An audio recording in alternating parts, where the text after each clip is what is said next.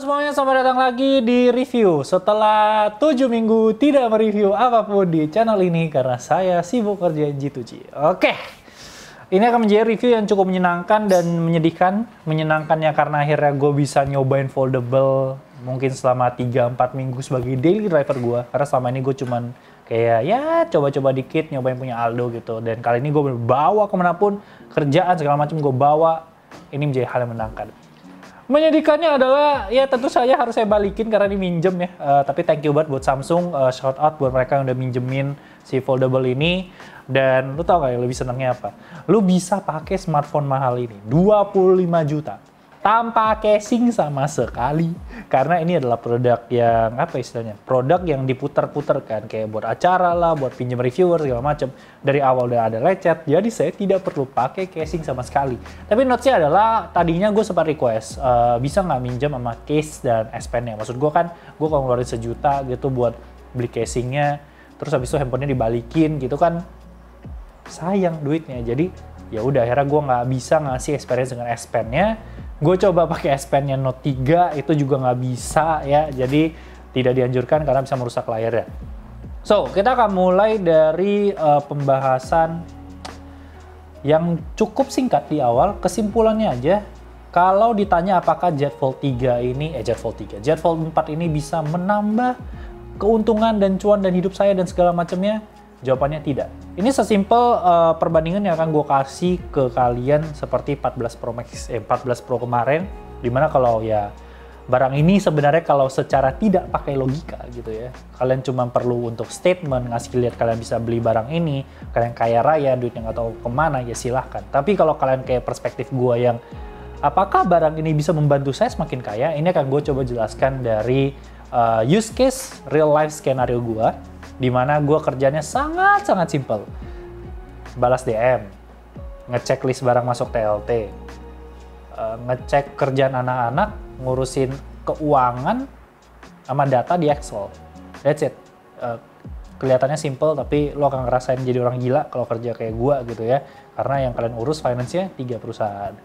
Nah, kita ngomongin kalau dari barang ini kehadiran DeX-nya juga sangat menarik. Jadi DeX itu dimana kalian bisa nyolok si Fold kalian itu ke portable monitor, itu bisa menjadikan dia satu sistem yang cukup simple tapi cukup berguna buat gue pribadi karena kita bisa langsung dapat kayak Excel, kayak Google Sheet, browsing, kita bisa buka aplikasi yang banyak sekaligus. Buat gue itu udah menarik banget. Atau kalau kalian perlu mirroring HP kalian ke laptop, itu juga bisa. Dimana kalian tinggal colok ke laptop aja, dari situ kalian bisa buka aplikasi khusus si smartphone. Jadi kalau kalian mau main Warif tapi nggak pakai emulator, itu bisa. Cuman buat apa gitu. Cuman DeX itu menarik buat gue. Lalu kalau kita ngomongin, sebenarnya gue pribadi juga masih sangat penasaran ya, apakah Z Fold 4 ini kalau gue pakai selama 6 bulan, itu bisa menggantikan semua device yang saya gunakan. Karena gue adalah orang yang sangat suka dengan monitor. Kalau bisa monitor 7, gue pasang 7, cuman sayangnya laptop gue cuma bisa drive 2 monitor, dimana gue pakai 2x27, terus monitor laptopnya gue nyalain, jadi total ada 3 di sana. Karena gue itu sangat sering bekerja dengan hal-hal yang gue perlu ngeliat kiri kanan, gue nggak suka alt-tab. Jadi kalau semuanya harus gue kerjakan di device sekecil ini, gue rasa nggak bisa. Dan kalau gue pribadi, kalau dari perspektif pribadi juga, itu adalah gue nggak bisa main Warif sama sekali di sini. Jadi salah satu hal yang sangat, Warif tuh salah satu hal yang sangat berpengaruh dengan handphone pilihan gue. Contohnya, Find X5 Pro dari Realme GT2 Pro itu nggak gue pakai karena awal-awal itu masih ada masalah dengan WiFi antara game dan WiFi-nya, jadi gue nggak pernah pakai, gue masih X3 Pro.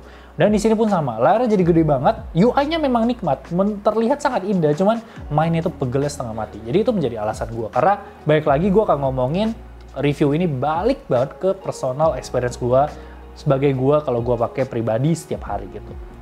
Terus kita ngomongin Z Fold 4 ini juga dia udah bisa multitasking. Buat gue pribadi ini sangat-sangat menarik kalau kalian tuh lagi ngebaca sesuatu sambil ngurusin sesuatu. Kayak gue biasanya apa ya, gue lagi lupa. Kadang tuh gue suka tuh sambil buka Instagram, nemu informasi menarik, gue akan lempar Google Chrome di sebelah. Atau kalian mau Google Chrome ke kiri kanan itu juga bisa. Atau kalian mau YouTube sambil ngelihat sesuatu itu juga bisa, dan buat gue ini hal yang menarik banget. Bahkan gue kalau ketemu orang gitu ya, gue kalau ketemu Sony, gue ketemu siapapun yang tertarik sama Fold ini, gue selalu memberikan satu alasan paling gampang di awal buat mereka, yaitu menggunakan smartphone ini, Anda tidak usah pusing lagi untuk ngefoto istri atau pacar Anda, karena mereka bisa melihat preview langsung di sini. Jadi kalian tahu, aman sekali hidup Anda. Lalu kita ngomongin lagi dari Z Fold 4 ini, gue bisa dibilang sangat excited dengan smartphone ini. Ini punya rasa excited yang sama dengan Pixel 6 ketika gue coba kemarin. Kalau Pixel 6 kan tipe excitednya adalah gue pengen banget ngeluarin nih handphone, foto-foto. Mungkin kebetulan kalau lagi di Singapura juga, jadi kayak tidak melihat danau Sunter lagi, dan Sunter lagi.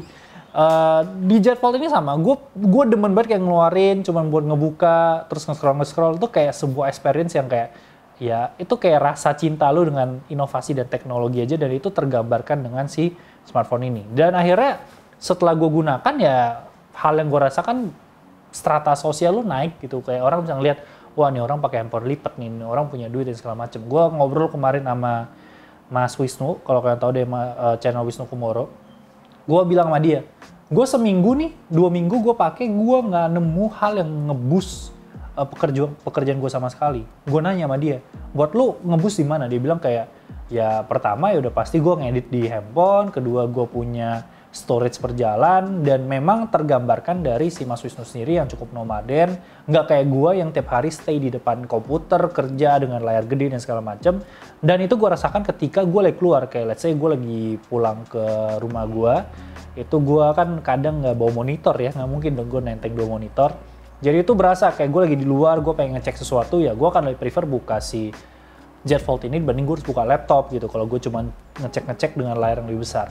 Dan satu lagi ya tentu aja kita ngomongin statement, di mana statement ini ya secara nggak langsung orang akan ngeliat lu kayak, oh ini orang tuh punya value yang lumayan tinggi gitu, dan itu akan tergambarkan dengan barang yang kalian beli. Kalau dulu kasusnya Aldo yang sering banget gue ceritain adalah dia itu pakai Gesper murah, akhirnya ganti Gesper LV baru lebih punya value gitu omongannya. Nah itu terjadi gitu. Mungkin buat gue enggak, karena gue bukan orang yang akan pergi networking juga, gue masih banyak di kantor, jadi tidak sespesifik itu gitu di kehidupan gue gitu. Lalu kalau kita ngomongin smartphone ini, ada beberapa hal yang bisa kita appreciate. Pertama kita ngomongin kita bawa sebuah smartphone yang sekaligus bisa menjadi tablet. Ini udah hemat space banget, jauh lebih portable, S Pen juga powerful banget kalau kalian tuh ilustrator, sering ngambil notes dan segala macem. Multitasking juga sampai 3 aplikasi yang menurut gue overkill banget, tapi more is better gitu kan. Gue ngeliat beberapa kasus orang tuh dipakai buat Spotify, Google Maps, sama satu lagi tuh buat nelpon. Jadi bisa ditaruh buat di dashboard mobil. Under display kamera banyak yang bilang kayak ini nggak penting, cuman buat gue under display kamera ini cuma sekedar additional kamera doang buat webcaman, jadi bukan buat selfie, dan itu udah lebih dari cukup, dan kalian bisa lihat muka teman-teman kalian atau yang meeting sama kalian tuh langsung dengan layar yang lebih besar. Lalu bisa naruh widget di home screen dan inner screen dan outer screen yang berbeda. Buat gue itu juga menarik banget. Atau kalian mau langsung mirror, itu juga oke banget. Wallpapernya sekarang kalian punya 4 slot, 2 lock screen, 2 home screen. Itu hal yang menarik banget, kayak lu tuh nggak akan bosen gitu ngeliat handphone kalian. Oke, baik lagi mungkin beberapa hal yang gue bahas ini bukan hal yang baru sebenarnya buat kalian yang udah pernah megang Fold. Tapi percayalah, karena ini adalah foldable daily driver pertama gue, ini buat gue excited banget dan bikin gue, to be honest, pengen beli banget. Tapi baik lagi ke use case dan budget kalian masing-masing, karena gue pribadi bukan orang yang terlalu peduli dengan kamera, makanya gue tuh sangat jarang membahas kamera di review smartphone gue. Foto juga nggak sampai selebay-lebay itu gitu, kayak cuma ngasih lihat hasilnya gimana. Gua selama pakai si Z Fold 4 ini, gue browsing bekasnya si Z Fold 3 dan di e-commerce itu harganya di sekitar 17 juta. Harga yang masih lumayan tinggi. Dan kalau seandainya Z Fold 3 itu lebih efisien aja, nggak serendah si Z Fold 4 yang perbedaan 15-30% untuk battery life, gue rasa gue akan bisa beli bekasnya Z Fold 3. Kayak sekarang tuh di posisi dimana ada setan sama ada malaikat di kiri kanan gue, kayak malaikatnya bilang, udah nggak usah 17 juta, bisa beli motor ego. Terus si setannya bilang, udah beli aja, lu kan seneng gitu. Kayak itu tuh ada sebuah dilema yang sedang gue rasakan. Cuma baik lagi setelah gue pikir-pikirkan, ternyata malaikat dan setan ini kalah dengan otak cimet gue ya. Karena otak cimet gue dengan simpel berkata, udah nggak bikin lu makin kaya kok. Lu masih punya 2 monitor gede, jadi mending kalau mau nambah ya lu nambah monitor. Sesimpel itu. Tapi balik lagi, sangat-sangat baik lagi ke use case kalian masing-masing, karena buat gue pribadi, ini sebuah smartphone yang secara entertainment itu enak banget, buat baca enak banget, buat baca komik enak banget, nonton enak banget, main game sih enggak kalau Wiref ya, tapi kalau game lain mungkin enak.